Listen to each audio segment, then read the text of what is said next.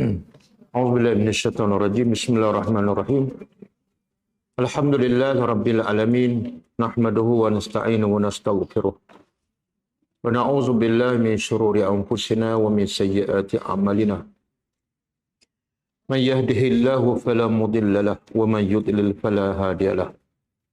Asyhadu an la ilaha illallah wahdahu la syarika lahu wa asyhadu anna Muhammadan 'abduhu wa rasuluh. Subhanaka la ilma lana illa ma 'allamtana innaka antal alimul hakim. Allahumma 'allimna ma yanfa'una wanfa'na bima 'allamtana wa zidna ilma. Allahumma ati anfusana taqwaha wa zakkiha anta khairu man zakkaha. Anta waliyuha wa maulaha. Rabbi yassir wa la tu'assir, Rabbi tammi bil khair. Amma ba'du. Alhamdulillah, bersyukur pada Allah Subhanahu wa taala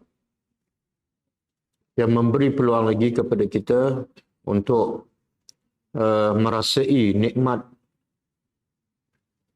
Allah yang terbesar, yang kerana itu, kerana nikmat inilah manusia akan bahagia, dan kerana tanpa nikmat inilah manusia akan celaka hidupnya, iaitu nikmat dapat berada dalam satu majlis ilmu, khususnya untuk memahami ayat-ayat Allah Subhanahu wa taala yang Allah sebut dalam Al-Quran, wa nunazzilu minal Quran ma huwa shifaa'un wa rahmatun lil mu'minin. Kami turunkan kepada engkau daripada Al-Quran sebagai syifa, sebagai rawatan kepada segala penyakit yang menimpa semua manusia, iaitu penyakit yang terbesar yang membawa manusia kepada kecelakaan dan ke neraka, ialah penyakit jahil tentang Allah, jahil tentang agama, kufur, syirik dan maksiat. Jadi Quran diturunkan untuk syifa, merawat penyakit-penyakit ini, dan setelah manusia dirawat penyakit kufur, syirik, cintakan dunia lebih daripada cintakan akhirat, maka Al-Quran akan menjadi rahmat kepada mereka. Wa rahmatan lil mu'minin. Jadi sekarang, kalau dua minggu lepas, kita sebut tentang kenapa kena belajar Al-Quran, kenapa kena faham Al-Quran, dan macam mana cara Nabi dan para sahabat belajar ataupun mengajar Al-Quran, sehingga mereka betul-betul menjadi manusia yang terbaik, yang tidak akan berulang dalam sejarah. Generasi yang terbaik, bahkan akhlak Nabi sama dengan akhlak Al-Quran. Sesiapa yang ingin melihat akhlak Nabi, bacalah Al-Quran. Siapa yang nak melihat akhlak Al-Quran, tengoklah pada sirah Nabi SAW. Maka dengan sebab itulah Nabi menjadi manusia yang paling mulia. Walaupun mungkin di dunia dia tidak dimuliakan oleh kebanyakan manusia, dihina, tetapi dia adalah manusia paling mulia di sisi Allah Subhanahu wa taala. Okey, hari ini kita mula tadabbur surah As-Saffat. Kita pergi ke whiteboard.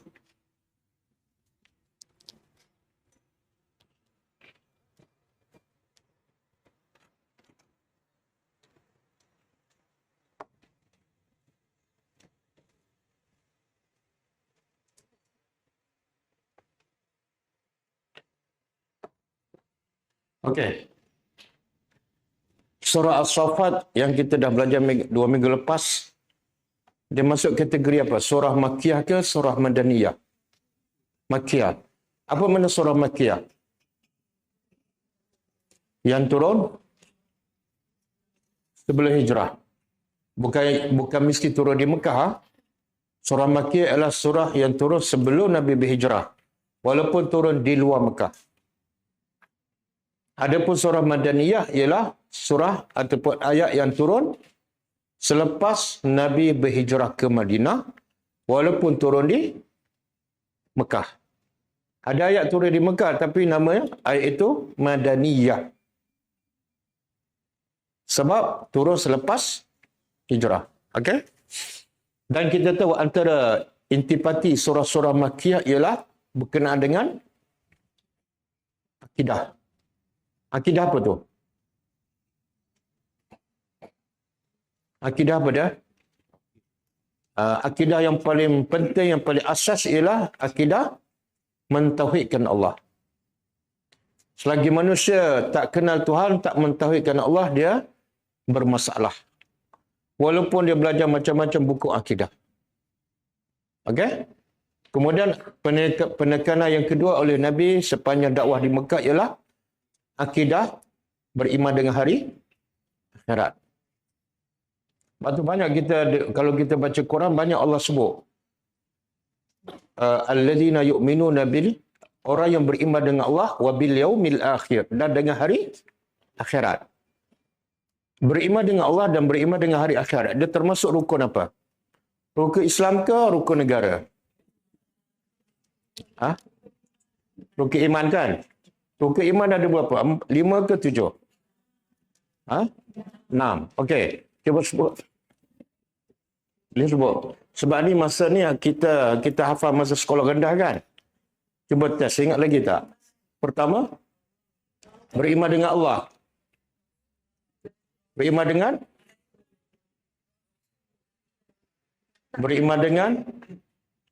tak apalah, tak ikut tertib pun tak apa. Tak berdosa pun. Beriman dengan Allah, beriman dengan malaikat, beriman dengan hari akhirat, beriman dengan Rasul, beriman dengan Al-Quran, beriman dengan qada dan qadar. Dalam 6 rukun iman ni, yang ramai manusia fail, rukun apa? Yang paling ramai orang Islam fail, rukun apa? Apa dia? Qada dan qadar. Betul? Ramai yang beriman dengan Allah, ramai yang beriman dengan Rasul. Tapi bila bab beriman dengan qada dan qadar, ramai manusia fail. Betul? Apa makna beriman dengan qada dan qadar? Iaitu qada dan qadar Allah ada dua. Satu, Allah takdirkan benda yang baik. Yang kedua, Allah takdirkan benda yang buruk. Biasa kalau Allah takdirkan benda yang baik, sehat, kaya, senang, berjaya, okey. Tapi bila Allah takdirkan benda yang tak baik, sakit, miskin, anak tak berjaya, masalah kewangan, biasa manusia reda. Sama tak manusia reda dengan takdir Allah yang baik dengan takdir Allah yang tak baik? Sama tak reda kita? Sama. Kenapa tak sama? Kenapa tak sama? Kan dua-dua kan takdir Allah. Kenapa kita hanya macam setuju benda yang baik sahaja? Ya Allah takdir tak baik, sakit, kita tak berapa setuju. Betul? Setuju kan? Kenapa setuju benda yang salah? Salah tak? Kita tak setuju bila Allah takdirkan yang tak baik. Salah ke betul? Salah ke betul? Kenapa kita setuju dengan benda yang salah? Ialah kenapa? Kita ni double standard dengan Tuhan, betul? Sebab tak? Jadi kenapa hafal 6 rukun? Hafal je lah 5 sahaja. Sebab yang kelima, yang keenam tu beriman dengan qada Allah yang baik dan buruk, kita fail. Betul kan? Sebab tu orang beriman, orang yang benar-benar beriman, Allah takdir yang tak baik dengan yang baik sama aja. Muka sentiasa senyum. Itu orang beriman. Pergi jumpa doktor, doktor kata awak sihat. Dia suka tak? Senyum tak? Sebut tak Alhamdulillah? Minggu depan cek yang kedua, doktor kata awak ada masalah. Jantung tersumbat. Senyum tak? Sebut tak Alhamdulillah? Tak, bukan soal kena sebut yang lepas-lepas. Sebut ke tak? Kenapa tak sebut? Bukankah yang bagi sihat Allah, yang bagi sakit pun Allah yang sama? Kenapa? Oh, lupa. Berapa lama dah lupa? Daripada kecil sampai ketua, lupa je. Kenapa dia berstandard dengan Tuhan? Sebab? Kenapa tak terima? Ha? Tapi kita rasa tak kita ni macam orang dah beriman. Tama-tama baru balik Mekah kan? Betul kan? Perasaan tu ada. Saya Ustaz lepas balik Mekah ni rasa tenang je. Sebab apa? Ialah bila pergi Mekah kan semua dosa terpadam. Jadi saya rasa tenang je.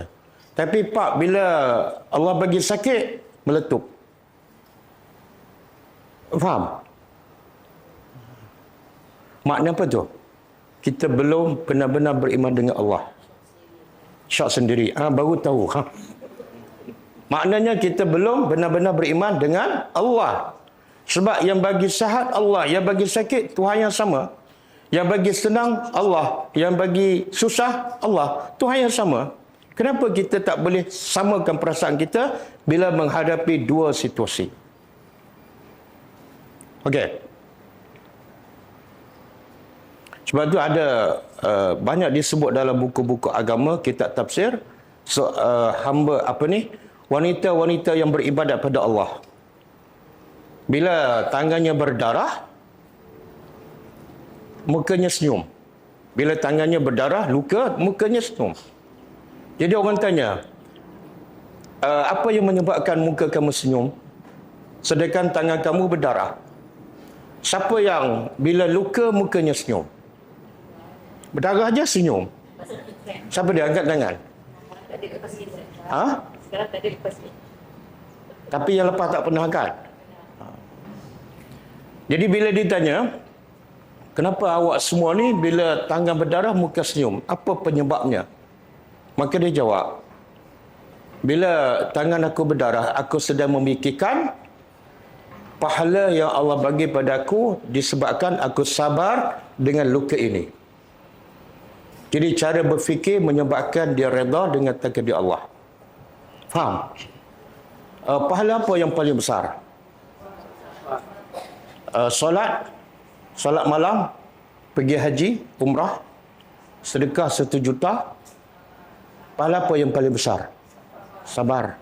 Betul? Pahala sabar. Dan syarat nak sabar apa dia? Apa syarat nak sabar? Tak, syarat nak sabar mesti ada masalah. Betul tak? Kalau tak ada masalah, tak perlu sabar. Betul kan? Jadi syarat nak sabar, mesti ada masalah. Maka sebab itulah, bila Allah nak bagi pahala yang besar, Allah bagi masalah. Allah bagi ujian. Supaya apa? Supaya dengan kita sabar atas ujian, kita dapat pahala yang terbesar. Berapa ramai yang solat tapi tak dapat pahala? Berapa ramai yang pergi haji dan umrah tak dapat pahala? Kan? Berapa ramai yang sedekah tapi tak dapat pahala? Sebab apa? Sebab tidak ada sabar. Okey. Sebab itulah 13 tahun Nabi tekankan akidah beriman dengan Allah dan beriman dengan hari akhirat. Jadi surah Saffat penekanannya adalah beriman kepada Allah dan beriman dengan hari akhirat. Okey. Kita mula pada ayat pertama. A'udzubillahi minasyaitonirrajim. Was-saffati saffa. Apa makna? Saf daripada perkataan as-saf. As-saf. Dah jadi bahasa Melayu. Betulkan saf. Luruskan saf kan. Saf makna dia? Barisan. Barisan apa ni? Barisan apa? Wasafat. Ini jamaah. Maknanya yang ramai yang berbaris. Safan dengan barisan yang lurus dan lengkap. Sekarang Allah bersumpah. Allah bersumpah. Allah boleh bersumpah dengan apa saja makhluknya. Dengan matahari, dengan dengan apa lagi? Apa-apa saja. Tapi manusia boleh tak bersumpah dengan apa-apa saja? Tak boleh. Kalau kita bersumpah dengan selain daripada Allah, hukumnya syirik. Demi bapakku, salah. Demi moyangku, salah. Syirik. Bahkan dengan Nabi Muhammad pun tak boleh kita bersumpah demi Muhammad, salah. Kita hanya boleh bersumpah dengan demi Allah, demi Tuhan Kaabah, okey. Tapi Allah boleh tak bersumpah dengan apa saja? Boleh. Contoh Allah bersumpah dengan apa? Demi masa. Surah apa tu? Wal asri lagi? Wal fajri, demi fajar lagi? Wal duha, demi duha lagi? Wal syamsi, demi matahari. Macam mana kita nak tahu Allah bersumpah? Bila kita baca Quran, kita bila bersumpah tu dia kena terjemah apa? Demi, kan? Bila kita baca Quran, macam mana kita nak tahu Allah bersumpah? Satu, ada waw. Dia huruf sumpahnya ada 3. Satu, waw. Yang kedua, ba. Yang ketiga, ta. Waw, ta, ba. Kan? Bila kita bersumpah sama ada wallahi. Ataupun ta, watallahi. Ataupun ba, wabillahi. Okey? Tapi biasa dalam Quran, yang Allah guna ialah huruf waw. Satu, tanda Allah bersumpah. Yang kedua, siapa perasan? Bukan mesti selepas waw Allah bersumpah. Tapi ada tanda kedua yang menunjukkan Allah bersumpah. Kuat sikit. Kuat sikit. Baris bawah yang mana ni? Yang ni ke, yang ni ke, yang akhir? Yang akhir. Oh. Mana tahu? Belajar ke tembak? Kebetulan betul lah. Betul. Satu bermula dengan waw, selepasnya perkataan akhirnya baris bawah. Maka sumpahlah. Sebab tu surah wal asri, wal fajri, wasyamsi, wadduha, wadduha.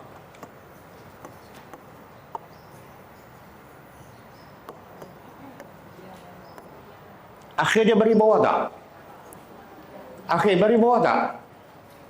Jadi adakah itu Allah bersumpah tapi tidak ada baris bawah? Ya?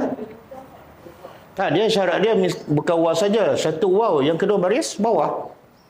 Tapi wadduha akhirnya tak ada baris bawah. Adakah bersumpah? Sumpah. Tapi tak ada baris bawah. Huruf apa? Akhir dia huruf apa ni? Akhir ni huruf apa?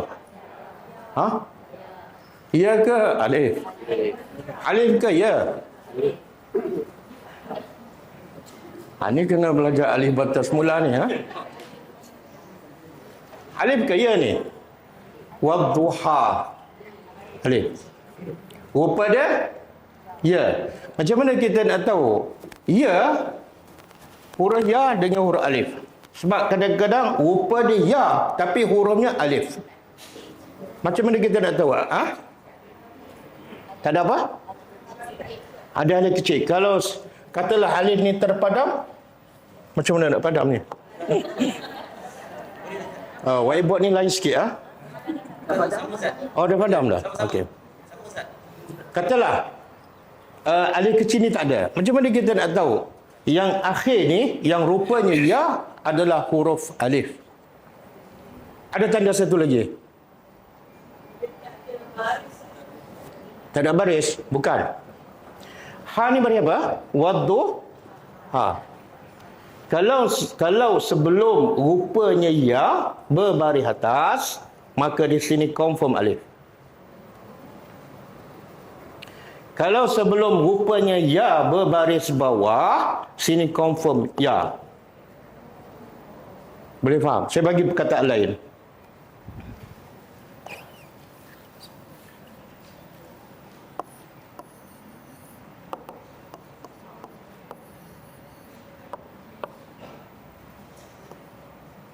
Cuba baca. Al-Qadi. Okey. Huruf akhir tu ya ke alif? Mana tahu? Sebelum dia berbaris bawah. Okey, walaupun tak ada tanda kita akan dapat tahu. Boleh Dah. Habislah kelas.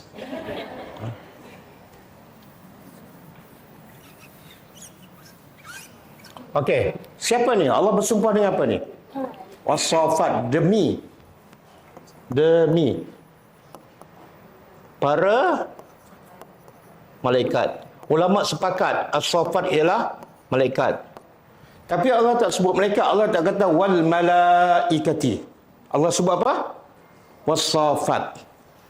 Safat ni sifat malaikat. Apa sifatnya? Sebenarnya bila Allah bersumpah, Allah nak beritahu kehebatan Allah melalui makhluknya.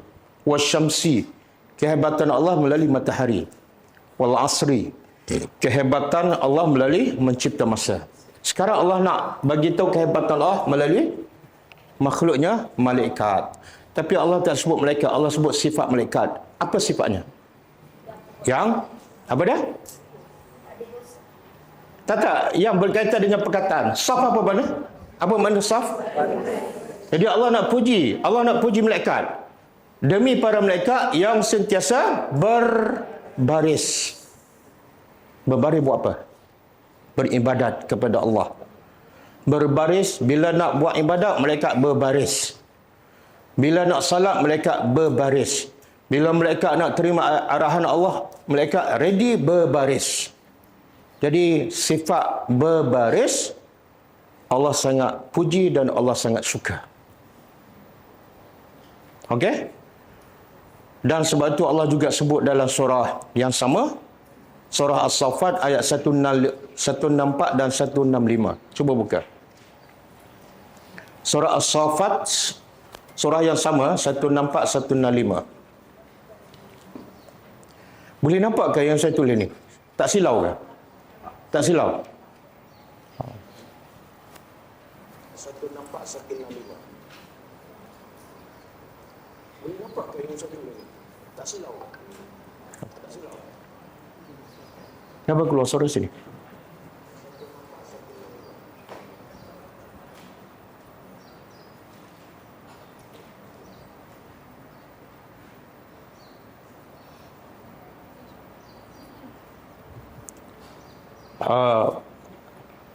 Tempat yang pertama mengajar tadabbur menggunakan smartboard ialah di Ulama Dakwah di Malaysia lah. Dan saya rasa ini tempat kedua kok. Betul kan? Walaupun baru mula sekali kelas, belum mula lagi dah ada smartboard. Ini sangat-sangat luar biasa. Menunjukkan apa tu? Oh, semangat lah. Tapi semangat belum terbukti. Tunggu 2-3 bulan. Okey. Surah yang sama, surah As-Saffat ayat 164. Okey, wama dan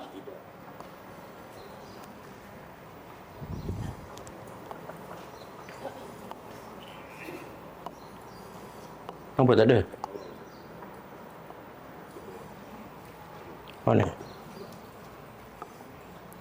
Waw dan ma tidak. Minna apa dah? Min dari. Min dari bahasa Arab. Kalau man dia ada 3. Min, man. Kalau min dari, kan? Kalau man siapa? Kalau mun bulan. Bulan. Okey. Jadi min ni gabungan min campur na dari kami. Ditulis macam ni dan tidak ada minna dari kami illa apa dia? Kecuali lahu baginya Maqamun. Maqam apa dia? Kedudukan. Kedudukan. Ini cerita apa ni? Cerita malaikat. Allah nak beritahu, kata malaikat, tidak ada daripada kami melainkan baginya, bagi malaikat itu ada maqam, kedudukan maklum yang telah ditentukan. Mana setiap malaikat ada kedudukan yang hebat di sisi Allah. Setiap malaikat. Yang paling hebat siapa? Jibril. Tak ada satu pun malaikat yang tidak ada nilai di sisi Allah Subhanahu wa taala. Kemudian wa inna, cuba terjemah. Wa inna, dan sesungguhnya kami, lanahnu, kata malaikat, sesungguhnya kami, lanahnu, pasti kami, as-safuna, sentiasa berbaris. Malaikat bangga sebab mereka ni sentiasa berbaris. Untuk apa? Untuk beribadat kepada Allah, untuk menerima arahan. Boleh faham? Jadi kalau Allah puji sifat malaikat yang suka berbaris, pengajar untuk kita apa dia? Pengajar untuk kita apa dia? Ha? Kita suka tak buat apa yang mak bapak kita suka? Suka kan? Kita suka tak buat apa yang suami kita suka? Oh, kadang-kadang. Dengar, wahai suami ni, kadang-kadang je. Ha? Kita suka tak apa yang bos kita suka? Tak suka? Kalau tak suka, berhentilah, jangan bekerja. Betul tak? Jadi kita suka tak buat apa yang Tuhan kita suka? Apa dia yang Tuhan suka dalam ayat ni? Berbaris. Macam mana kita nak applykan sifat malaikat yang Allah suka dalam kehidupan kita? Itu tadabbur.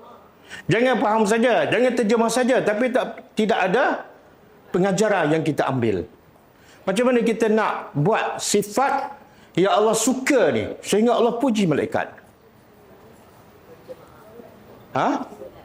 Solat berjemaah, khususnya lelaki. Okey. Dengar wahai lelaki. Dan dengar juga wahai perempuan, sebab di sebelah perempuan ada lelaki dan di bawah perempuan ada anak lelaki.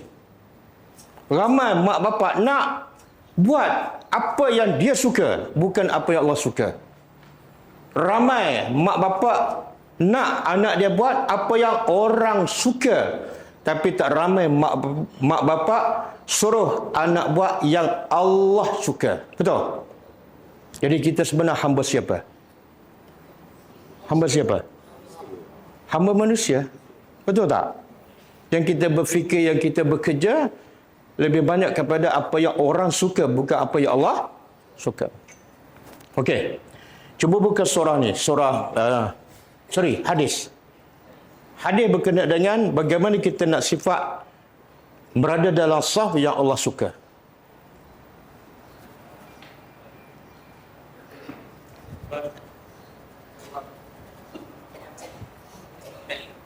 Ni kah?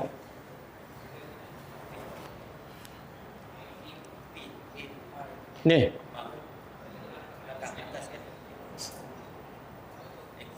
Oh, dia lain sikit daripada smartboard kita punya. Patut beli sama dengan kita punya. Oh, ni lagi mahal kah? Okey, dengar. Tadi kita dengar apa yang Allah cakap. Sekarang dengar apa yang Nabi kita cakap. An Jabir bin Samurah. An Jabir bin Samurah radhiyallahu anhu, seorang sahabat Nabi. Qal kharaja alaina Rasulullah sallallahu alaihi wasallam. Kharaja ni makna telah keluar. Satu hari Rasulullah keluar. Rasulullah sallallahu alaihi wasallam. Nabi kata siapa antara orang yang bakhil ialah ciri-ciri orang bakhil. Siapa tahu? Tak kedekut tu makna bakhil. Ciri-ciri orang bakhil. Haji Bakhil itu filem apa nak Piramli. Ciri-ciri orang bakhil. Ciri-ciri orang bakhil ialah bila disebut nama Nabi dia tidak berselawat. hadis sahih. Sebab apa? Sebab Nabi kata man shalla alayya sallallahu alaihi asyara. Siapa yang berselawat kepada aku, Allah berselawat padanya 10 kali. Dia berselawat pada aku sekali, tapi Allah berselawat padanya. Apa makna Allah berselawat pada orang yang berselawat pada Nabi? Allah? Apa makna? Allah puji. Subhanallah. Allah puji. Berapa kali? 10. Dengan hanya kita berselawat pada Nabi sekali. Tiba-tiba dia tak nak berselawat. Bakhil tak? Bakhil. Kita nak tak kalau pemimpin puji kita? Jawab aja nak. Oh tak nak. Okey, tak nak tak apa. Tak nak tak apa. Tapi jangan kita tak nak bila Allah nak puji kita. Jadi, okey. Kharaja alaina Rasulullah sallallahu alaihi wasallam. Kuatlah sikit. Okey. Faqal, lalu baginda bersabda, ala tasuffuna, kenapa kamu tidak mau tasuffuna, buat saf kama tasuffu al malaika, sebagaimana malaikat buat saf. Tengok, Nabi nak dorong umat dia supaya buat benda yang Allah suka. Apa dia? Kenapa kamu tak nak buat saf macam malaikat buat saf? Kenapa? Sebab Allah suka, Allah puji saf malaikat. Boleh faham? Okey. Inda rabbiha, sebagaimana malaikat buat saf di sisi Tuhannya. Malaikat duduk kat mana? Mana tempat tinggal malaikat? Siapa tahu?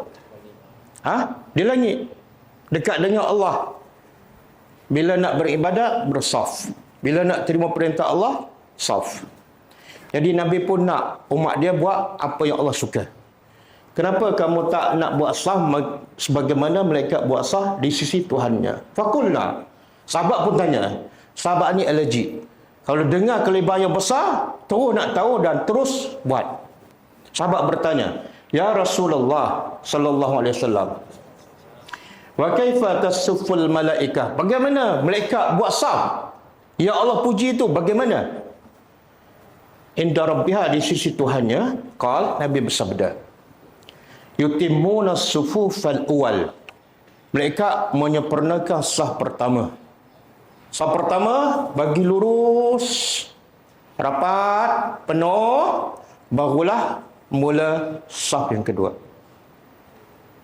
Okey? Wa yatarasuna, dan mereka rapat-rapat. Fisaf, dalam barisan. Okey. Macam mana kita nak dapat kelebihan ni? First, macam mana nak dapat kelebihan ni? Iaitu kelebihan Allah suka mereka yang berada dalam saf ketika beribadat. Macam mana nak dapat? First, mesti solat berjemaah, betul? Kalau solat sorang-sorang kat rumah, boleh tak kelebihan ni?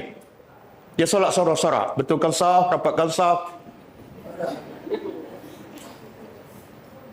Tak boleh kan? Ya Allah, ruginya. Ruginya, sangat ruginya orang yang tak solat berjemaah. Okey? Jadi, macam mana? Mesti pergi solat berjemaah. Kemudian bila pergi ke masjid, macam mana cara dia? Pergi ke depan. Jangan pergi lewat. Pergi lewat bukan cara malaikat. Pergi awal. Kadang-kadang dia pergi awal tapi tak masuk saf pertama. Bukan saf malaikat. Pergi awal, terus duduk saf pertama. Kemudian bila nak salat, rapatkan saf.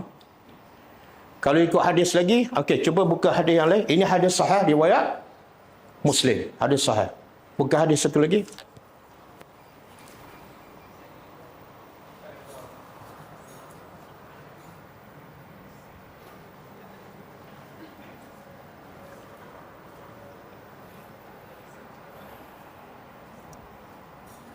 Okey, ini kelebihan saf.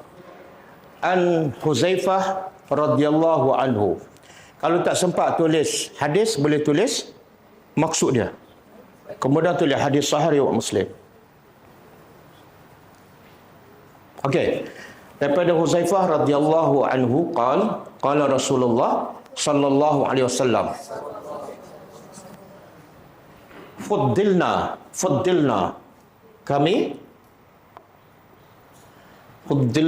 kami dilebihkan. Nabi kata kami dilebihkan ala nas dibanding dengan orang-orang dahulu. Kami itu maksud Nabi Muhammad dan umatnya. Allah bagi kelebihan dibanding dengan umat dahulu. Apa kelebihan tu? Bisalasin, dengan 3 perkara. Tengok kelebihan ni, jangan tak ambil.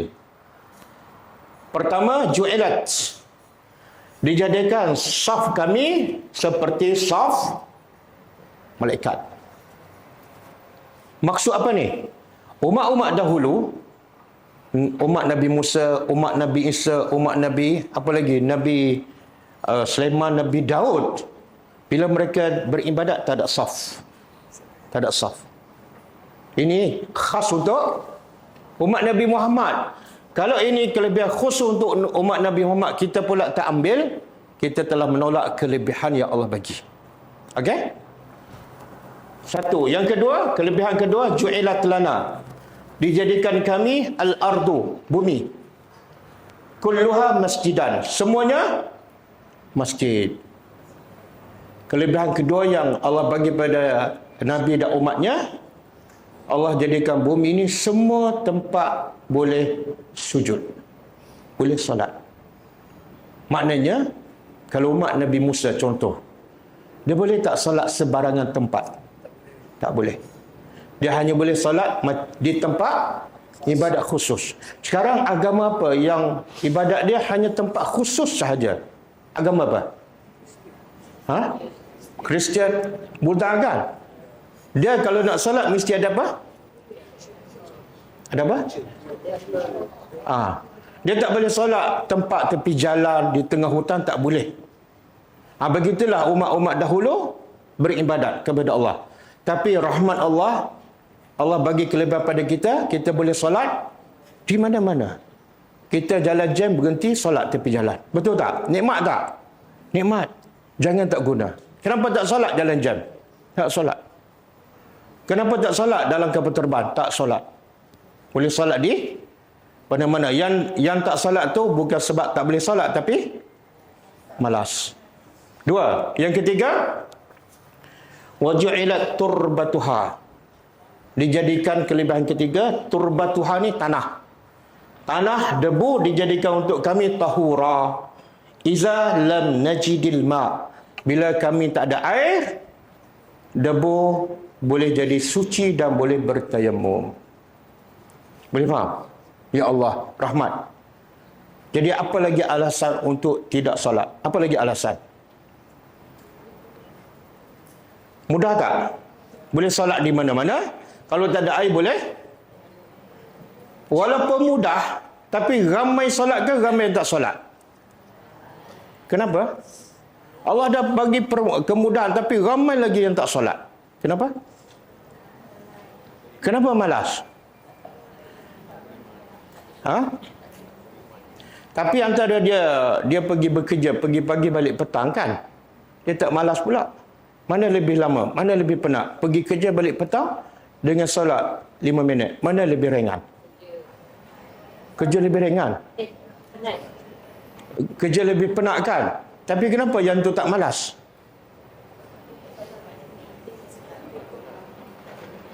Apa dia? Tak beriman. Tapi kenapa pergi kerja? Dia nak apa sebenarnya? Orang bekerja ni sampai tinggal solat, sebenarnya dia nak apa? Nak duit. Adakah kalau dia solat dunia tak dapat?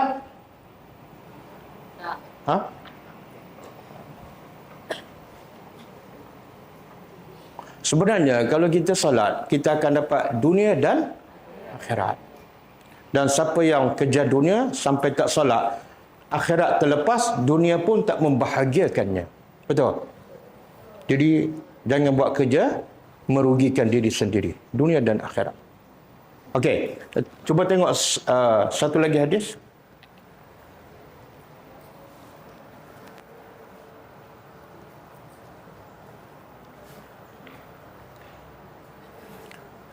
Tak, satu lagi.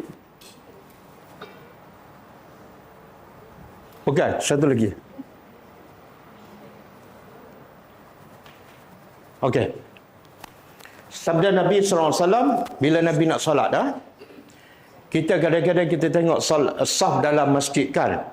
Kadang-kadang tak rapat. Kadang-kadang bengkok-bengkok kan. Sebenarnya, macam mana saf yang betul, yang Allah suka ni? Bila Nabi nak salat, Nabi kata apa? Sawu sufufakum. Betulkan, luruskan saf kamu. Kenapa? Fa inna taswiyatas sufuf, kerana membetulkan, meluruskan saf min tamamis salah, adalah dari kesempurnaan solat. Makna apa tu? Kalau saf tak betul, saf tak lurus, saf tak rapat, solat tak sempurna. Banyak hadis Nabi sebut antara cara nak rapat. Dia imam, siapa yang jadi imam, tak kira dia di masjid ke RNR ke, kalau ada jemaah kat belakang, dia wajib tengok kat belakang. Ada setengah dia jadi imam, orang tolak dia jadi imam, terus dia angkat takbir. Ini imam tak bertanggungjawab. Sebab apa? Sebab dia pentingkan diri. Sebab itulah imam yang benar-benar ikut sunnah Nabi, bila dia ke depan, dia tengok kat belakang. Bila sah tak rapat, dia kata rapat. Bila tak lurus, dia kata luruskan.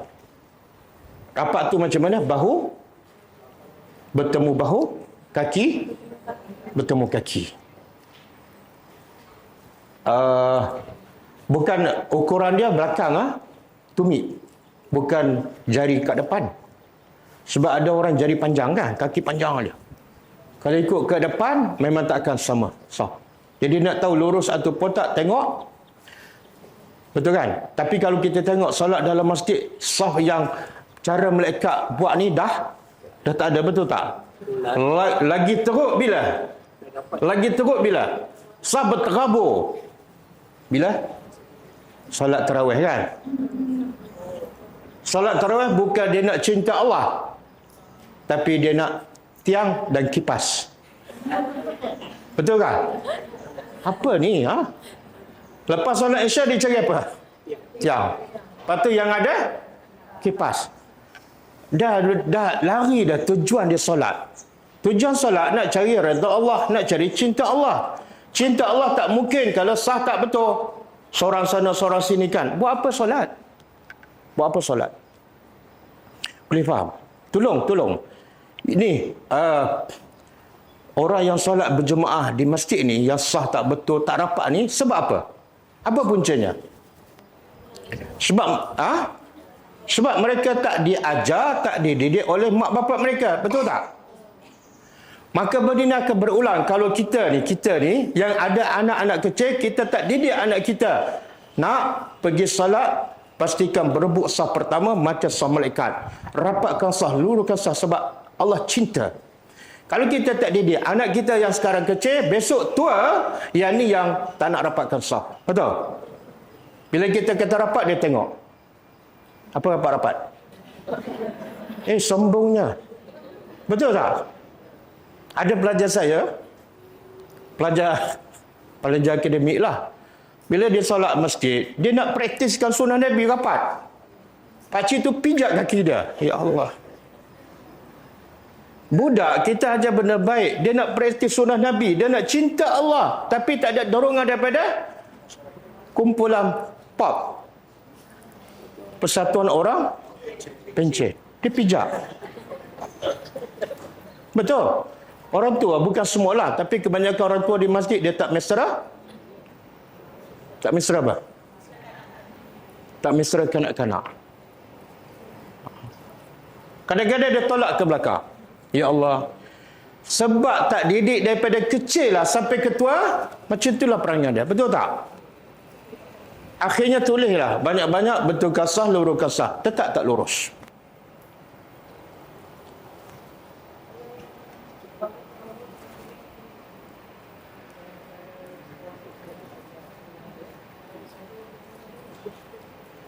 Boleh kuat sikit. Ya, ada dalil.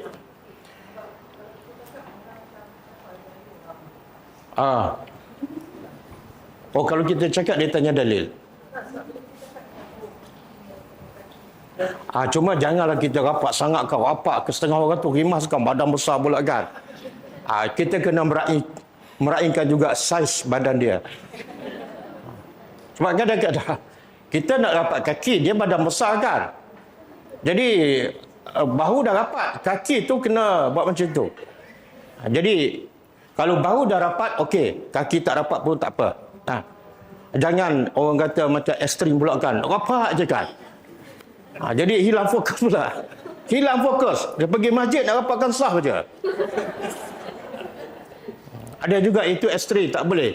Islam agama sederhana. Tolonglah.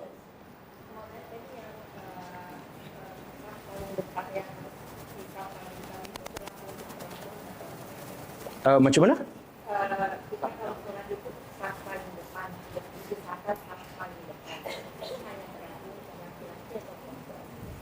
Sah depan tu soalan dia laki-laki ke perempuan?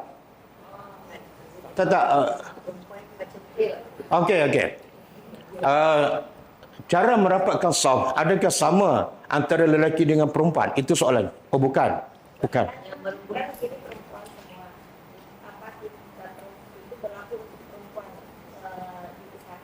Bagian perempuan depan yang saya kata tadi, kalau kita masuk masjid kita nak bisa depan kan, kalau perempuan ada saf kita nak tuju ke yang depan juga. Okey. Soalan dia macam inilah. Kalau lelaki yang terbaik saf pertama. Bahkan Nabi kata apa? Kalau manusia tahu, dengar hadis sahih. Kalau manusia tahu kelebihan berada di saf pertama, dan semua nak pergi saf pertama dan ramai, maka katalah buat andaian, Nabi kata terpaksa mengundi sebab semua nak berebut saf pertama.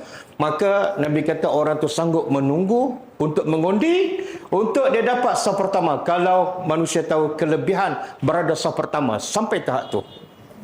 Okey? Tapi kita tengok sekarang suasana tu tak ada, kan? Kadang-kadang pergi awal duduk belakang. Kadang-kadang orang dah komat, minta maaf saya cakap, benda ni dia kena cakap dalam masjid depan orang tu. Tapi orang tak jemput saya cakap dalam masjid. Itu masalah. Orang jemput saya cakap kat sini. Yang sini pula ramai yang tak masuk saf. Tak betul. Saya kesian. Bila kita belajar ke kesian. Kamu belajar, kamu solat. Tapi kamu tak buat benda yang Allah suka. Jadi apa tujuan kamu solat? Solat supaya solat kita diterima. Betul tak? Jangan ikut keadaan biasa. Jangan ikut perasaan. Jangan ikut apa yang kita selesa. Tak. Ikut apa yang Allah cinta. Okey? Okey, perempuan sama juga. Saf perempuan yang paling baik apa dah? Kalau ini saf ini imam kan. Saf lelaki paling baik saf pertama, penuh. Tapi mula di mana? Mula di mana? Saf pertama. Tak, mula belakang imam. Jangan mula sini. Kenapa kena mula di belakang imam? Ada sebab. Sebab bila imam baca, makmum kena dengar, kena faham, kena hayati. Jadi mana bacaan yang paling jelas yang boleh didengar daripada imam? Belakang sini. Start kat sini. Lepas tu pergi ke sini, kan? Tapi seimbangkan sini. Okey? Bila penuh dah saf pertama, bila penuh saf pertama, nak mula saf kedua mana? Kanan ke kiri ke tengah? Tengah, sini. Start kat sini. Lepas tu sini. Lepas tu sini.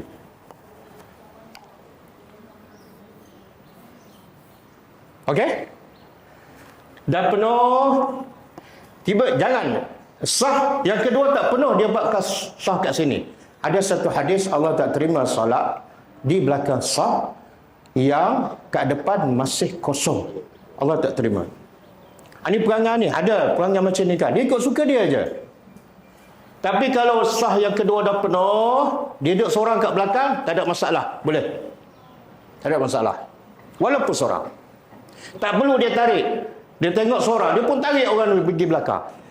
Ada perangai macam tu kan? Kawan tu penyakit jantung, terus rebah. Itu bukan sunnah Nabi.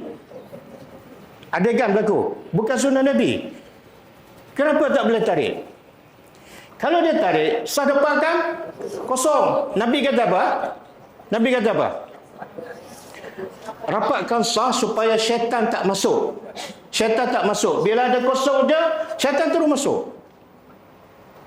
Sebab tu bila ada pelajar saya nak rapatkan sah, bila dia nak rapatkan sah, pakcik tu lari. Dia tengok.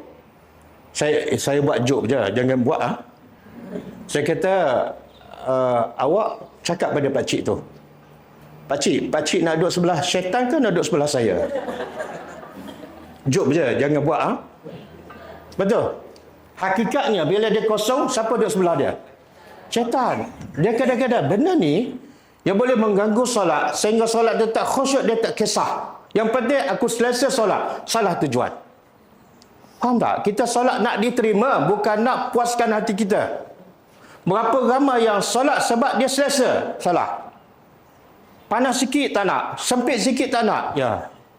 Nabi solat malam dalam gelap sampai bengkak tumit. Sebab apa? Khusyuk.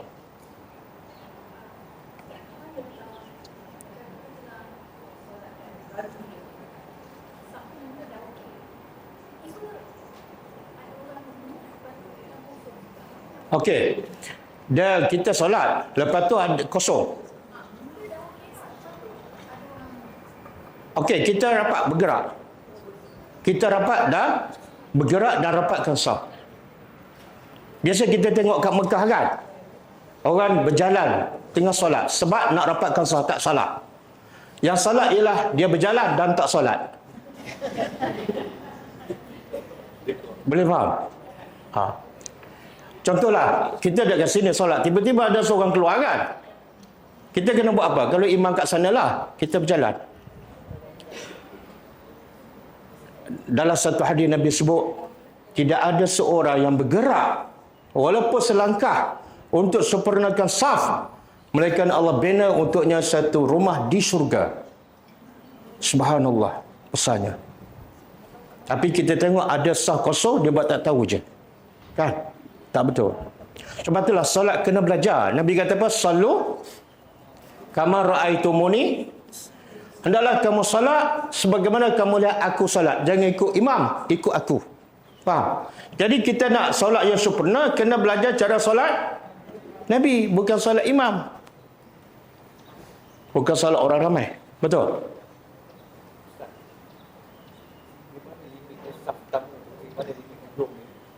Limit ujung dia sampai dinding lah.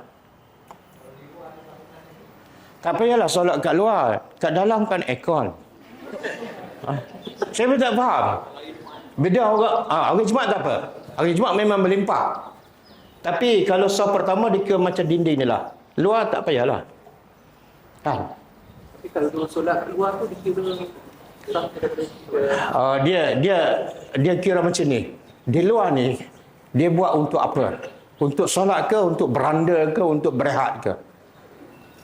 kalau penuh. Kalau penuh tak ada masalah. Kalau penuh dia sambung kat sini, dikira saf pertama lah. Sebab dah penuh kan. Tapi kalau masih kosong kat dalam, penuhkan saf belakang. Macam mana saya nak dapat Ustaz dah penuh? Pergilah awal. Okey, saya nak jawab soalan kat tadi. Ini saf lelaki. Saf perempuan kat mana yang terbaik? Yang mana? Yang saf lelaki paling baik ni yang pertama. Saf perempuan paling baik? Paling dekat dengan? Dekat dengan mas sini lah.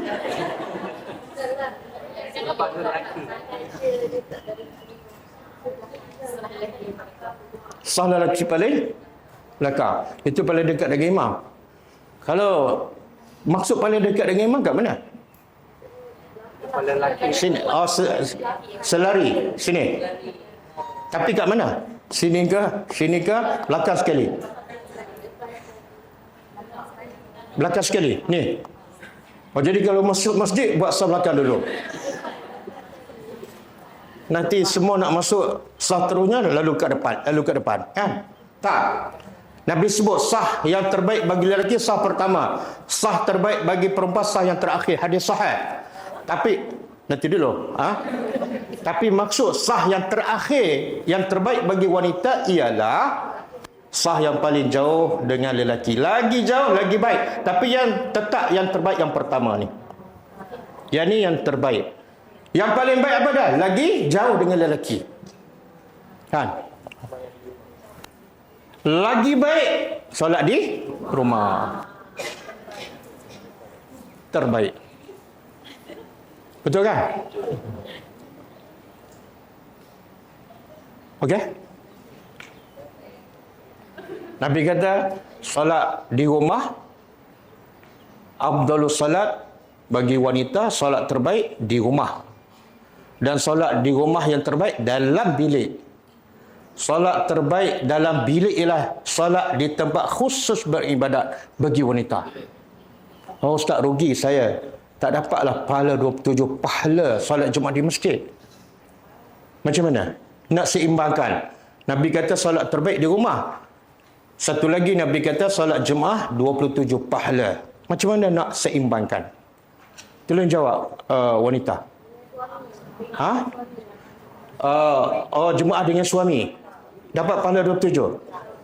Tak tahu kenapa buat. Tak, suami tu lelaki ke perempuan? Suami tu lelaki ke perempuan? Lelaki solat di mana? Salah. Isteri solat Jumaat dengan suami di rumah. Salah. Menyalahi sunnah Nabi. Apa alasan sekalipun. Kata alasan dia, saya nak ajar anak-anak solat secara berjemaah. Salah. Sebab guru yang terbaik siapa? Rasulullah. Rasulullah ajar tak isteri dia solat? Rasulullah ajar tak anak dia solat? Tapi Nabi tak pernah solat fardu di rumah. Kita ajarlah isteri kan cara solat. Kemudian bila dia pandai, kita pun pergilah masjid. Buat macam abang suruh tadi. Ataupun sekali-sekala kita bawa suami, bawa isteri dan anak sekali-sekala pergi masjid. Belajar cara solat di masjid. Boleh faham? Jangan buat alasan nak solat dengan isteri, dia pun solat di rumah. Boleh faham? Tengok benda bila kita belajar, semua tak ada faedah kecuali kita beramal. Faham tak? Bahkan kalau kita belajar, kita tahu kita tak beramal, ilmu tu pula akan jadi ilmu akan dakwa kita. Kenapa kamu belajar tapi tak buat? Mana lebih baik? Jahil, tak tahu dan tak buat. Nanti dulu tak habis lagi soalan. Antara jahil, tak ada ilmu, dia tak buat lah. Sebab dia jahil. Yang kedua, dia tahu tapi tak buat. Yang mana lebih teruk? Tahu tak buat. Jadi mana lebih baik? Jadi orang jahil ke orang berilmu?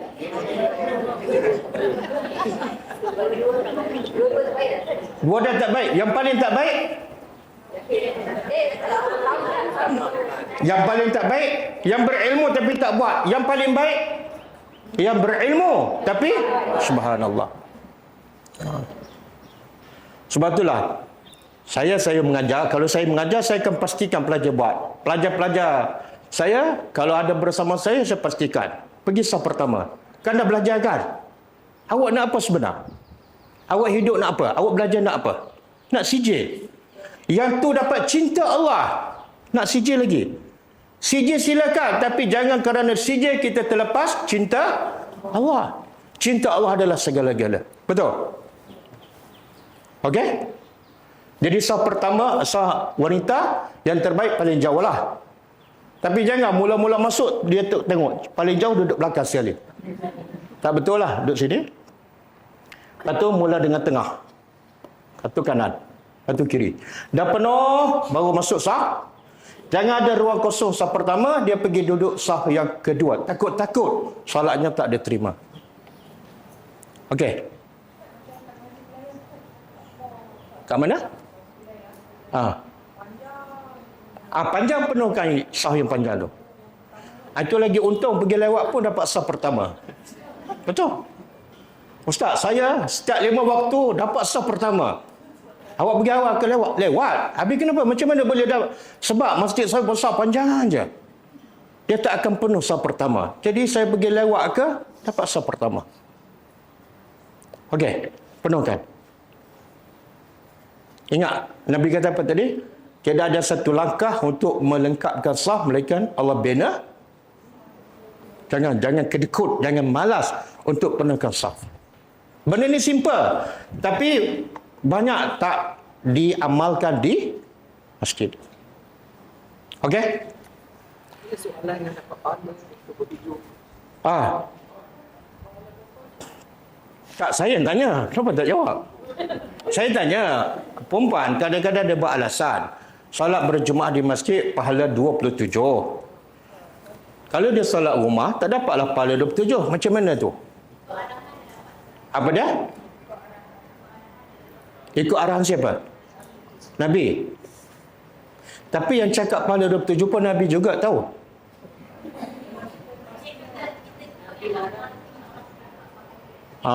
Okey. Betul? Boleh terima jawapan tu? Tak dengar? Okey. Nabi kata solat terbaik bagi wanita di rumah. Nabi guna perkataan afdal, terbaik. Kalau Nabi cakap terbaik, jangan banyak songeh nak 27 lagi.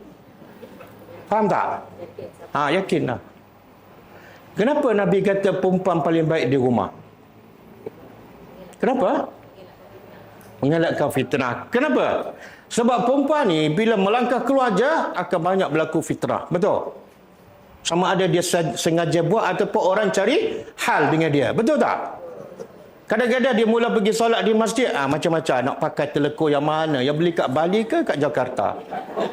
Dan lain niatkan. Nak bawa kereta mana? Merc ke BM? Dan lain dia niat. Betul tak? Lepas tu nak bawa kasut warna sama dengan telekon. Dah bertukar tak? Subhanallah. Nabi sayang pada kita, khususnya wanita. Nabi kata, supaya solat kamu khusyuk, fokus, tak ada fikiran lain, solatlah di rumah. Okey. Sama dengan Mekah dan Madinah. Sama, okey. Apa dia? Walaupun suami tak pergi masjid. Tak, kita dapat pahala tu. Dapat. Tapi ada satu lagi hadis yang menggembirakan wanita. Wanita Ansar.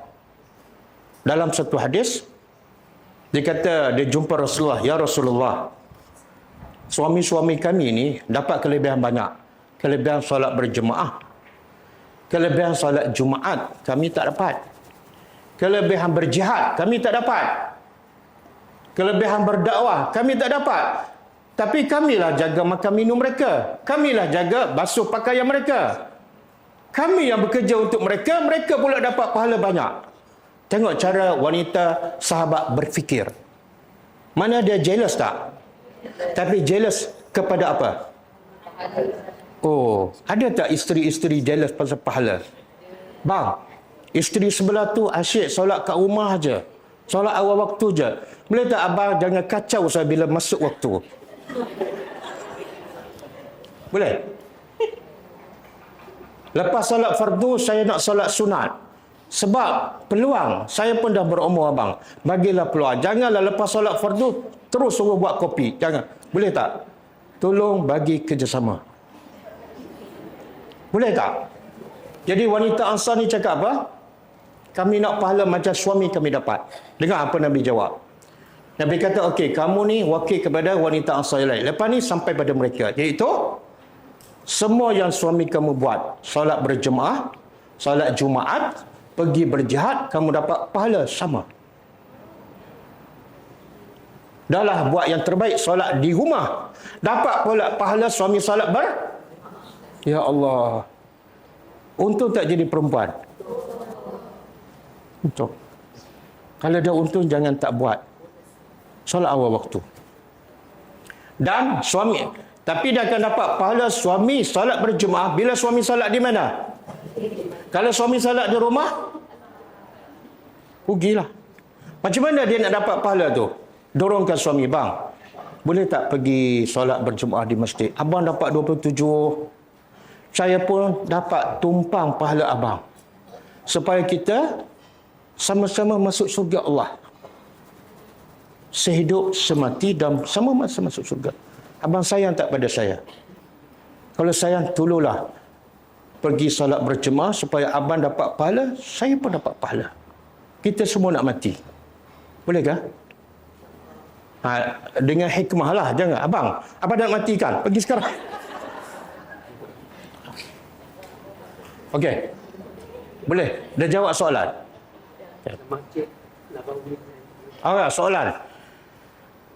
Nabi kata solat terbaik bagi wanita di rumah. Habis kalau pergi Masjidil Haram, pergi Masjid Nabawi, wanita nak solat di mana? Nak solat di mana? Di? Kan Nabi cakap di rumah afdal. Oh, rumah Allah. Nabi tak tahu ke itu rumah Allah? Nabi tahu kan? Nabi tahu kan? Solat di Masjidil Haram berapa lebih? 1,000. Dan solat di Masjid Nabawi 1,000. Nabi tahu kan? Tapi Nabi sebut tak? Solat terbaik bagi wanita ialah di rumah kecuali di Masjidil Haram dan Masjid Nabawi. Ada tak kecuali? Ada? Tak ada. Makna apa? Makna apa tu? Cuba faham apa yang Nabi cakap. Balik Malaysia. Baik, tak payah pergi. Tak, kita pergi Mekah sebenar untuk apa? Ialah apa ibadatnya? Ibadat yang tak boleh buat di tempat lain. Umrah. Pergi buat umrah, lepas tu solat di hotel. Ya Ustaz, ini saya bayar ni 50,000. Takkan solat di hotel? Siapa cakap solat terbaik di rumah adalah afdal bagi wanita? Siapa cakap? Nabi. Yang cakap solat di masjid tu siapa? Package travel agency. Tengok. Dah mula pelik ustaz ni. Betul tak? Apa dia? Macam mana? Okey. Ada solusi dia. Ada solusi dia. Ada tak wanita zaman Nabi solat di masjid? Ada? Ada. Ada. Di Masjid Nabawi ada pintu khas. Nama dia Babun Nisa.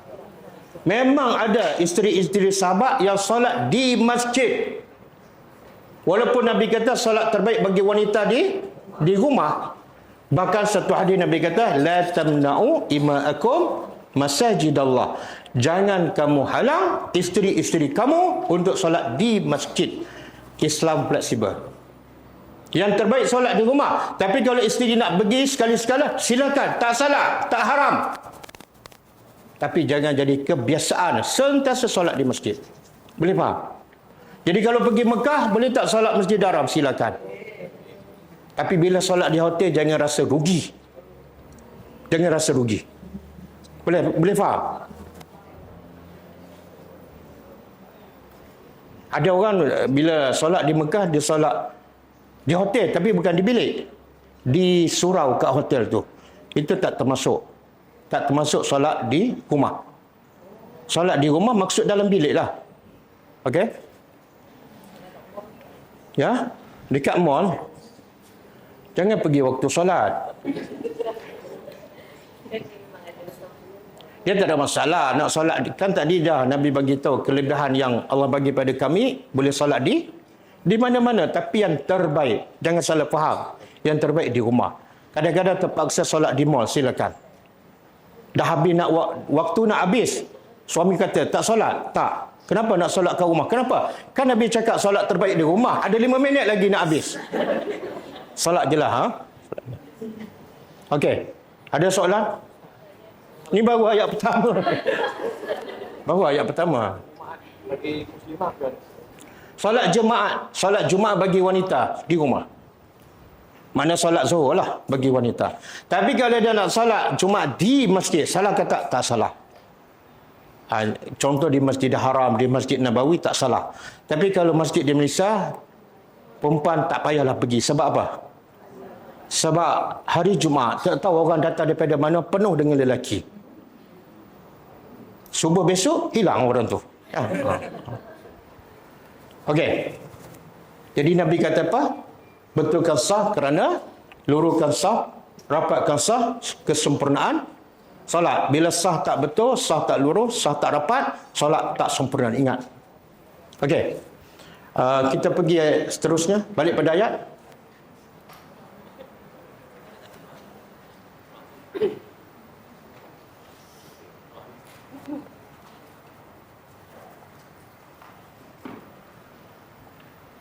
Kita berapa ayat dah kita belajar? Tak, 2. Ada satu lagi surah Saf juga kan, 164. 164 dan 165. Dan 3 ayat ada. Okey. Was-saffati saffa. Kemudian faz-zajirati zajra. Apa makna faz-zajirat? Ini malaikat juga. Maka para malaikat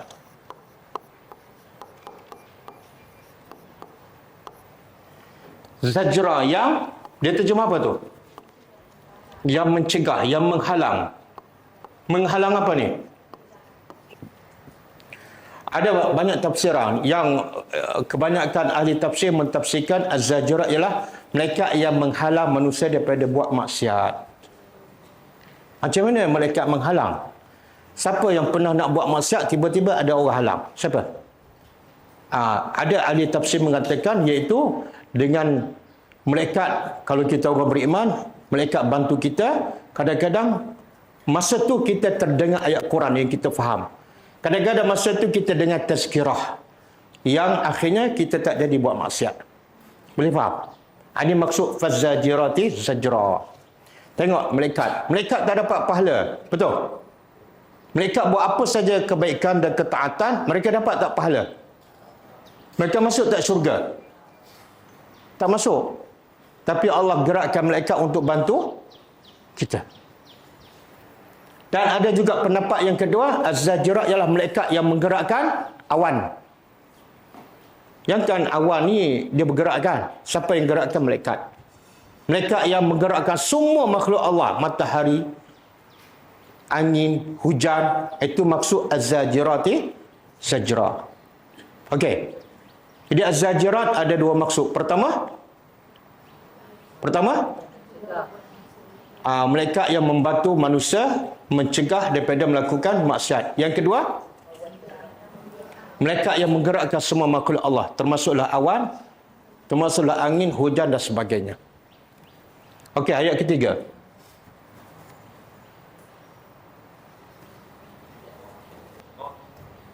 Sini. Fattaliyati zikra. At-taliyat. Apa makna at-taliyat? At-taliyat daripada tala. Tala, kalau fi'al madhi, tala, mudhari' dia yatlu. Kalau siapa belajar bahasa Arab lah, yatlu. Tala ni fi'al madhi makna apa? Past tense. Dia telah baca. Kalau kata terbit dia tilawah.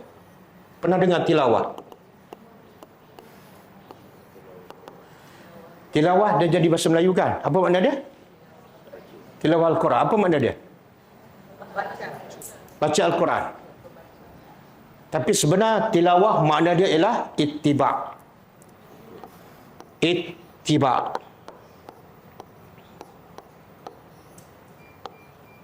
Tilawah tu sebenarnya makna dia ittiba'. Apa makna ittiba'?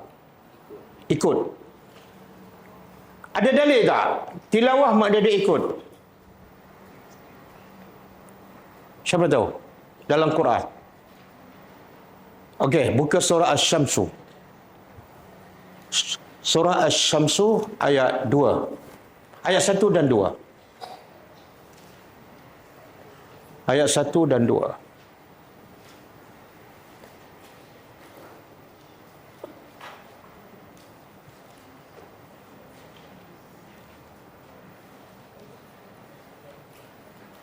Okey.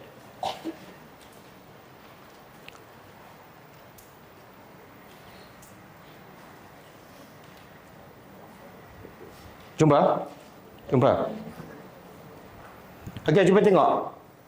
Auzubillahi minasyaitonir rajim. Bismillahirrahmanirrahim. Wasyamsi. Terjemah? Mana tahu demi? Cuba tengok terjemahan. Wow. Wow sumpah ke wow apa? Mana tahu? Selepas dia baris bawah. Okey. Bila wow sumpah kena terjemah demi matahari. Wa duhaha, dan demi duha ni awal siang. Yang kita tak solat duha kan? Allah bersumpah dengan makhluknya. Satu, demi matahari. Hebatnya Allah boleh cipta satu matahari yang boleh menerangi satu dunia. Betul? Ada tak manusia boleh buat satu lampu yang pasal satu lampu, satu shah alam terang? Ada? Bukan satu dunia, satu shah alam. Ada? Tak ada. Satu lampu boleh menerangi satu rumah. Ada? Tak ada. Satu lampu boleh menerangi satu bilik. Ada? Itu pun kena tekan switch. Itu pun lepas berapa lama terbakar kan? Tapi matahari ada switch. Ada terbakar. Jadi Allah nak tunjuk kehebatan dia, dia bersumpah dengan makhluknya yang hebat. Wa duhaha, dan demi waktu duha. Kemudian ayat kedua, wal qamar. Demi qamar apa dia? Bulan. Kita pernah dengar tak perkataan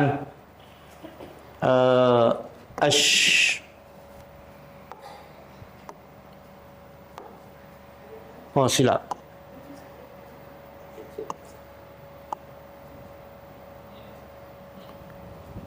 Kenapa pula ni?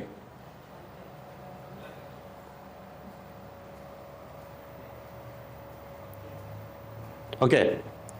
Wal qamari, demi bulan, iza apabila talaha. Tadi saya sebutkan fi'il madhi tala.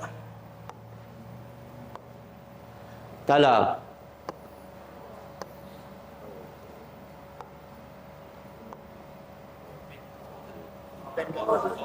Oh, bawah pula. Sekejap kanan, sekejap bawah. Talaha. Asalnya tala. Kalau kata terbit dia apa? Tilawah tadi kan? Saya kata tilawah mana apa? Ittiba' kan? Ada dalil? Ada. Tadi demi matahari dan demi waktu duha. Sekarang demi bulan, iza apabila? Dia mengikuti ke dia baca? Ikut. Demi bulan apabila bulan itu mengikuti matahari. Lepas keluar matahari, keluar bulan. Betul? Jadi tilawah daripada perkataan tala yang bermakna ikut. Boleh. Jadi sebenar tilawah Al-Quran yang Allah suruh tu sebenar Allah suruh apa? Ikut apa? Perintah. Maka sebab itulah bila baca Quran wajib faham. Kalau tak faham macam mana nak ikut? Nak ikut tu kena faham. Sebab tilawah makna dia okey. Sekarang cuba buka surah Al-Baqarah 121. Surah Al-Baqarah 121.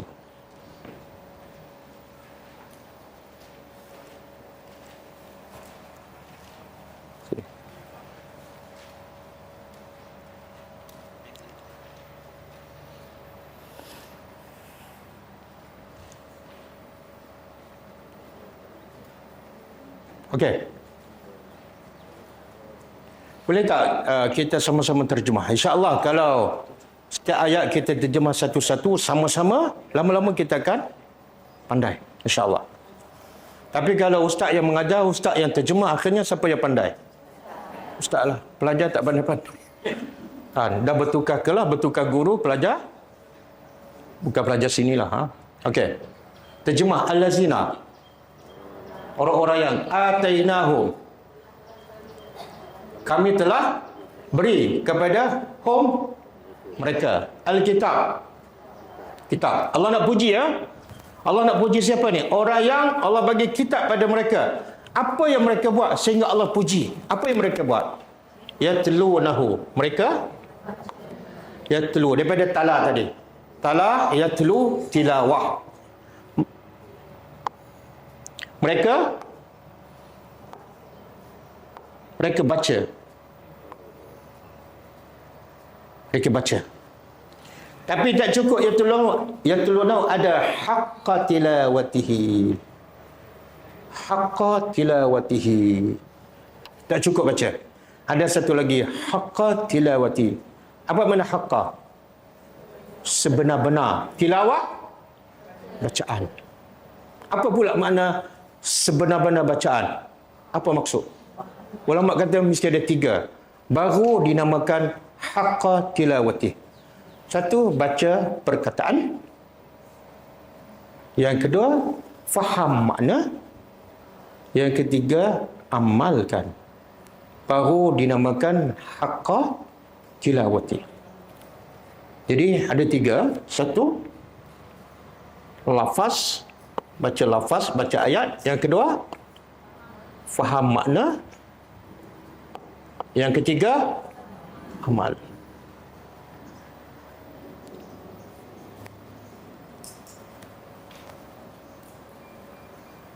Kemudian Allah puji. Setelah dia baca, dia faham, dia amal, Allah puji. Ulaika. Ulaika apa dia? Mereka itulah yu'minuna bihi. Mereka beriman dengannya. Subhanallah. Bila orang tu dikatakan betul-betul beriman dengan Alkitab? Bila dia baca, dia faham, baru Allah puji. Itulah sebenar-benar beriman. Adapun dia hafaru keiman, beriman dengan Allah, beriman dengan kitab, tapi kita tak faham, belum betul-betul beriman. Boleh faham? Okey. Kemudian waman kafar, siapa yang waman yakfur, siapa yang kufur lawan dia iman.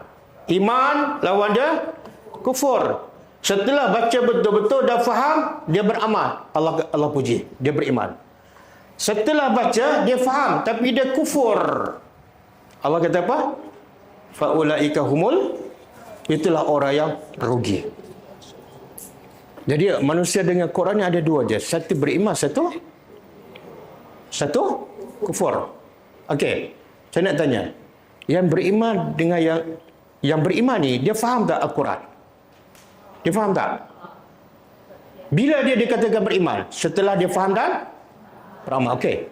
Bila orang tu dikatakan dia kufur? Dia tak faham ke dia faham? Dia faham, tapi dia tak amal. Apa bukti dia faham ni? Haqqa tilawati. Dua-dua sama. Tapi dalam bab beramal, dia tak ikut. Maka kufurlah dia. Jadi syarat nak beriman mesti faham. Syarat nak kufur mesti faham. Boleh faham? Syarat nak beriman dengan Al-Quran, kena faham Quran. Syarat nak kufur pun mesti. Saya nak tanya, ada tak orang engkar benda yang dia tak faham? Tak ada kan? Contohlah orang baca berita dalam bahasa Urdu. Saya kata mengarut semua tu. Orang tanya, Ustaz faham ke tak? Saya tak faham. Tapi saya tahulah mengarut. Orang percaya tak cakap saya? Bila saya kata mengarut, orang faham. Orang percaya. Bila saya faham, betul? Jadi syarat nak kufur kena faham. Tapi ada tak orang yang dia tak faham, tapi dia mendakwa dia beriman. Dia tak faham Quran, tapi dia mendakwa dia beriman. Ada tak? Siapa? Orang munafik faham tak? Orang munafik faham. Abdullah bin Ubay orang Arab, dia faham. Jadi soalan saya, ada tak orang yang tak faham Quran tapi dia mengaku beriman? Siapa? Siapa? Lah, orang Melayu lah. Ramai tak orang Melayu mengaku beriman tapi tak faham Quran? Ramai? Pelik tak? Banyak khatam kan? Lagi banyak dia baca, dia khatam. Lepas tu Alhamdulillah, saya telah beriman. Okey, agak-agak macam mana? Kita masuk kumpulan mana ni? Yang faham beriman, yang kedua yang faham kufur, ataupun yang tak faham dan beriman? Yang mana masuk? Alhamdulillah. Berapa ayat dah faham dari Quran? Oh, hari ini. Jadi tak boleh nak claim faham beriman. Kena beritahu saya faham 2 ayat dan saya beriman dengan 2 ayat. Okey, insya-Allah. Sekarang proses kita nak jadi masuk kita orang yang ni. Ya Allah puji ni. Yang baca Quran dengan haqqa tilawati kemudian beriman. Insya-Allah. Dengan cara apa cara ni? Sekarang banyak tak ayat kita faham? Banyak tak? Surah Saf berapa ayat?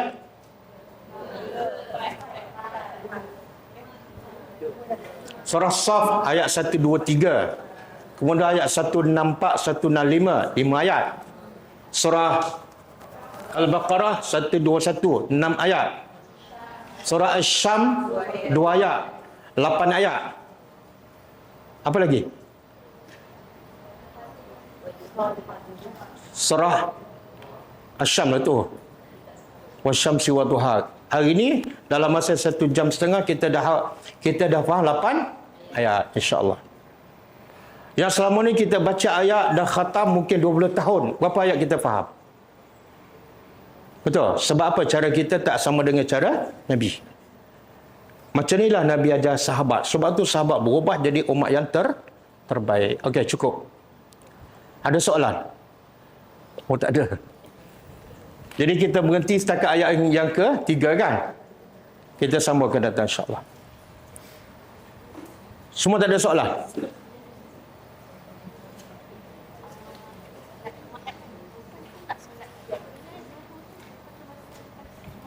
Okey, soalan. Wanita nak solat Zuhur hari Jumaat bila?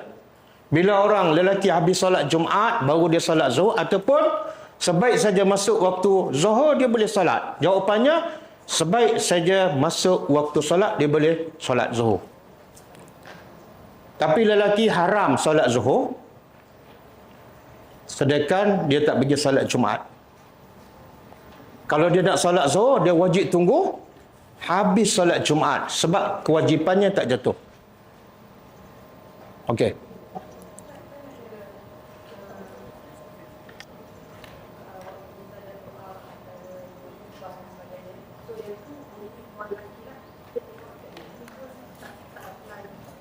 Kelebihan apa ni? Berdoa ke? Tak, berdoa hari Jumaat. Pendapat yang paling kuat, yang waktu mustajab ialah selepas asar. Lepas asar, pendapat paling kuat. Yang kata antara khatib duduk tu tak berapa kuat.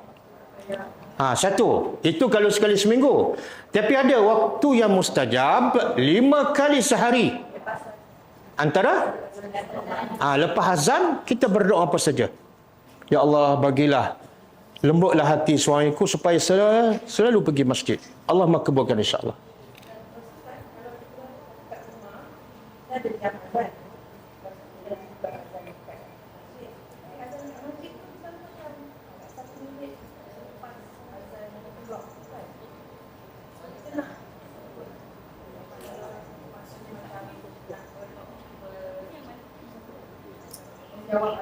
Okey. Sunnah Nabi bila dengar azan jawab azan, kelebihan sangat besar. Kalau kita jawab azan dan baca doa selepas azan, kita akan wajib dapat syafaat Nabi. Besar kelebihan tu. Jadi wanita boleh tak dapat kelebihan tu? Boleh. Kalau duduk kat rumah dia dengar azan dia jawab. Azan yang mana? Kadang-kadang 3 sekaligus. Yang paling dia jelas. Yang paling dia jelas jawab itu. Jangan jawab 3-3. Malaikat tak sempat nak tulis. Dari handphone tak boleh. Syarat Nabi kata jawab azan bila muazzin yang mengazankan. Yang handphone bukan muazzin, itu rakaman. Rumah jauh daripada masjid, pindahlah ke dekat masjid. Sebab tu saya sengaja pilih rumah depan surau. Banyak kelebihan. Boleh dengar azan, boleh kelebihan jawab azan, boleh pergi solat Jumaat 5 waktu. Senang nak suruh anak solat berjemaah 5 waktu, senang. Planning strategi. Strategi planning untuk akhirat. Bila kita jauh daripada masjid, banyak alasan, betul tak? Masjid jauh lah, penat lah, letih. Kita nak suruh anak lagi susah. Okey? Jadi pindah. Ha? Termasuk surau. Surau dengan masjid sama. Mana-mana tempat yang didirikan solat 5 waktu, maka dalam Islam dia adalah masjid. Walaupun orang Melayu nama surau ataupun balai, orang Kelantan kata balai sah. Sebab apa? Sebab ada balai yang tak sah. Okey, cukup lah. Kita tutup dengan membaca tasbih kafarah. Subhanakallahumma wa bihamdika asyhadu an la ilaha illa anta astaghfiruka wa atubu ilaik. Assalamualaikum warahmatullahi wabarakatuh. كتاب الله ترقى جنانه وتنى العظيم الأجر